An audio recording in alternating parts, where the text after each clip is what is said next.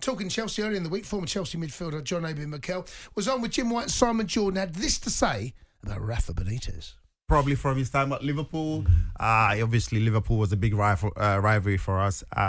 But coming into the club as well, I think the fans also didn't like Rafa. You know, I think there was something about Rafa and the fans that the fans didn't take to him. And same as well with the players. We didn't really accept him as one of us. And then he had the thing with JT. Yeah, and then he had the thing with JT, you know, where JT got dropped. JT wasn't playing as much as he wanted, because obviously JT was always playing. And Rafa comes, he was like, okay, you're not going to play every game. But obviously JT wanted an explanation. Why am I not playing? And Rafa didn't give him that. JT got together by himself and decided, you know, your time is gone. So you make no bones about it, John. The players had the power. You know, we had the power. I think JT, Frank, Didier was very opinionated. Didier had a lot of voice in the dressing room. Peter Cech. These were the guys who ran the dressing room. Well, the halcyon days. Petr Cech, John Terry, Frank Lampard, Didier Drogba, what a spine. Ashley Cole. What a spine you've just said there. That could be the best spine in Premier League history. Oh, my God. Cech, Terry, Lampard, Drogba as a spine. Doesn't really matter what goes on around it, does it? That's a show. That's a show. It doesn't really matter. Like, you know when you just heard John Obi Mikel say it there?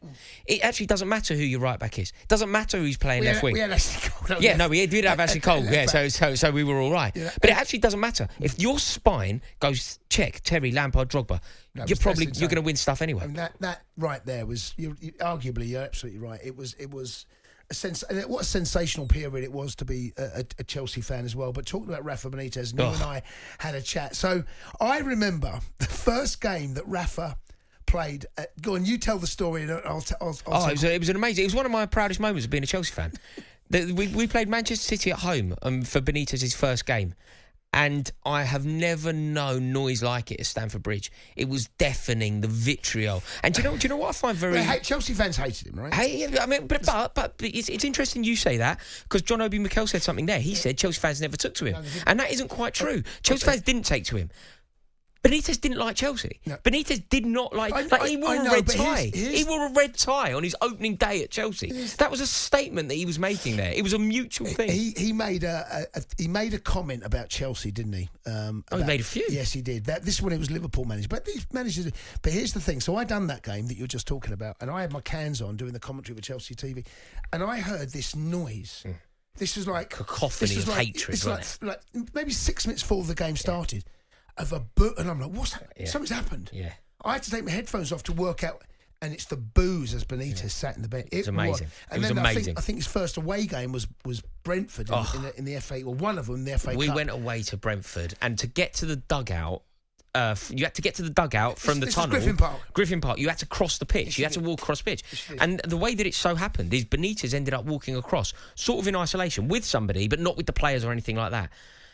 Oh my gosh, he knew. He knew. I know. It was, but the thing is, I remember we went away, and I went to the game. We went away to Middlesbrough. Oh, you wrote yes. We went away to Middlesbrough in the cup. Yes, that's right. And he basically said that he didn't want to. He didn't want to be there. Didn't he write a letter to the fans? He basically said, "Look, I don't want to be here. You don't want me. I don't want to be here." Yeah, but basically what he said is, we got to get on with this. Yeah, it was amazing. But you know what I found so brilliant and just such a beautiful thing? He decided. Rafael Benitez, in all of his wisdom and all his glory and all of his intelligence, he decided that John Terry was finished. He had decided that John Terry, Chelsea's most successful captain, the Premier League's best ever defender, was finished. Very odd. Do you know what was so brilliant about it? Rafael Benitez leaves Chelsea. Yeah. 2 years later, John Terry plays every single minute of every single Premier League game and wins the Premier League and wins the League Cup, scoring against Tottenham in the final of the League Cup. 2 years after, Rafael Benitez has said he's finished.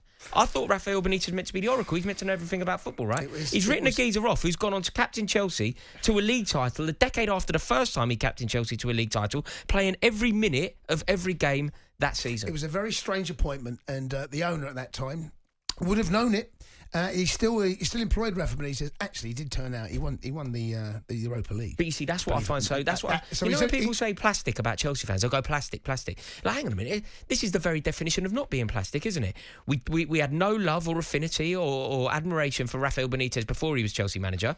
He then came, got us third in the league, We won the Europa League in Amsterdam in the most glorious setting, Ivanovic scoring a last-minute header, and we still hated him afterwards. Yeah. That's not plastic. That's being principled. Regardless of what he did, he could come to Chelsea and win 3 European Cups. We still wouldn't have had him. I have to say it was a bad time, especially travelling on the tubes, having those conversations with Chelsea fans about Rafa. It was not... I have to say, though, I'm going to say this, what a lovely fella. Really? Yeah, I have to say that. One of the he presided over one of my lowest moments at Stamford Bridge. We got beat 1-0 by Queen's Park Rangers. Sean Wright-Phillips scored a winner. And I just remember sitting in the ground going, I don't know who we are anymore. You've got QPR fans celebrating in the shed end. You've got Rafael Benitez in the home dugout.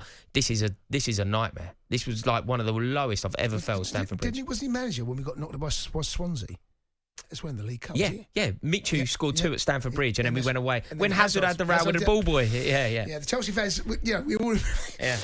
Anyway, there's our little rant and conversation about. By the way, that John Edwin Mikel stuff was riveting. On AM, on DAB, via the talkSPORT app, and on your smart speaker.